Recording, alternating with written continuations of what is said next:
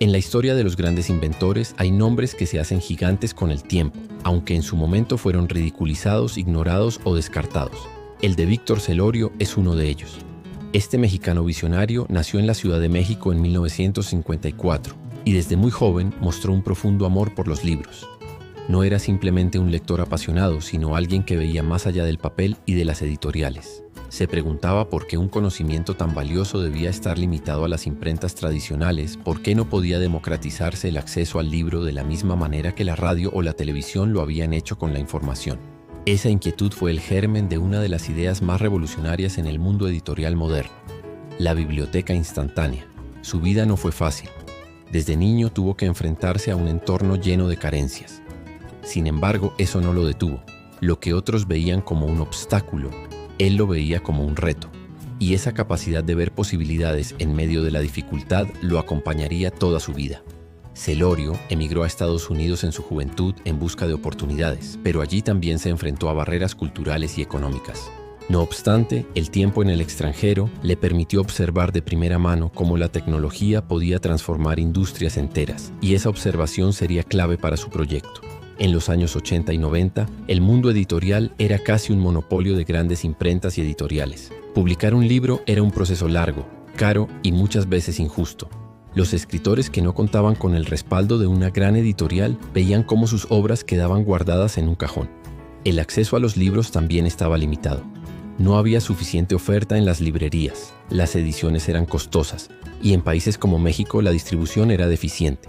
Fue entonces cuando Celorio tuvo una idea que parecía sacada de la ciencia ficción. ¿Y si los libros pudieran imprimirse bajo demanda, en el mismo momento en que un lector los pedía? ¿Y si la biblioteca del futuro no fuera un edificio lleno de estantes, sino una máquina capaz de dar al instante cualquier libro que uno quisiera leer? Esa visión lo llevó a diseñar e inventar lo que llamó la biblioteca instantánea, una tecnología pionera que permitía imprimir libros en minutos a partir de archivos digitales. Para entender lo revolucionario de esta propuesta hay que recordar la época. No existían los e-books, no había Kindle, no existían plataformas digitales que pusieran a disposición millones de títulos. Era una idea adelantada a su tiempo, tan adelantada que muchos la consideraron imposible o simplemente absurda. Pero Celorio no se quedó en la teoría. En 1996 registró la patente de su invento en Estados Unidos y en México. Su sistema funcionaba.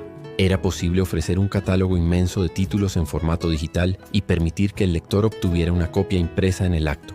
Con esta tecnología, las librerías no necesitaban tener miles de libros en stock. Los editores podían reducir costos y los lectores podían acceder a obras que de otro modo no estarían disponibles.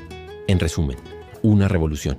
Sin embargo, como ocurre tantas veces en la historia de la innovación, las puertas no se abrieron con facilidad. Al contrario, la mayoría se cerró. Las editoriales tradicionales lo rechazaron una y otra vez.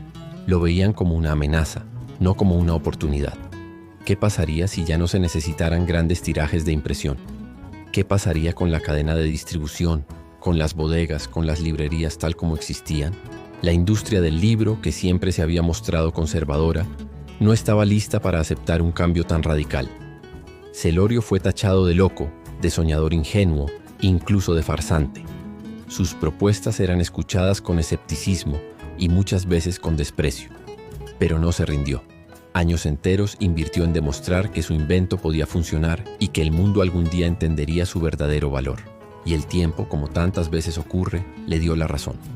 Su idea de la biblioteca instantánea sentó las bases de lo que más tarde serían los servicios de impresión bajo demanda y más aún, abrió la puerta a la revolución de los libros electrónicos. Cuando Amazon lanzó el Kindle en 2007, lo hizo bajo el mismo principio que Celorio había defendido una década antes: acceso inmediato, democratización del conocimiento, el libro como un bien universal y no como un lujo reservado para unos pocos. Aunque la historia oficial rara vez menciona su nombre, Víctor Celorio fue uno de los grandes pioneros de esta transformación. Su invento fue reconocido en varios países y sus patentes llegaron a ser utilizadas por compañías internacionales. Pero más allá del éxito comercial, lo importante es el mensaje de su vida. Incluso cuando todos te llaman loco, incluso cuando las puertas se cierran y las críticas arrecian, si tu visión es clara y tu convicción firme tarde o temprano, tu idea encontrará su lugar en el mundo.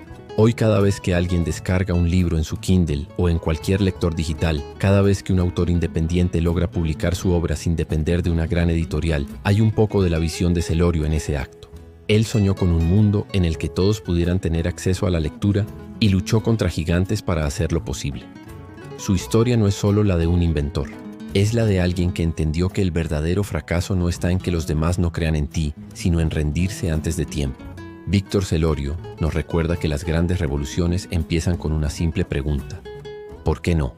¿Por qué no democratizar los libros? ¿Por qué no darle al lector el poder de elegir, de acceder, de aprender sin barreras? Esa pregunta que en su tiempo fue rechazada, hoy es parte de nuestra vida cotidiana. Y todo gracias a un hombre que se atrevió a pensar distinto. Si te gustó esta historia y quieres ver más, suscríbete y dale like. Es gratis y me ayuda un montón. Además, nos encantaría escuchar tus ideas. ¿Qué personaje famoso te motiva? ¿Qué historia de lucha y superación te gustaría ver aquí?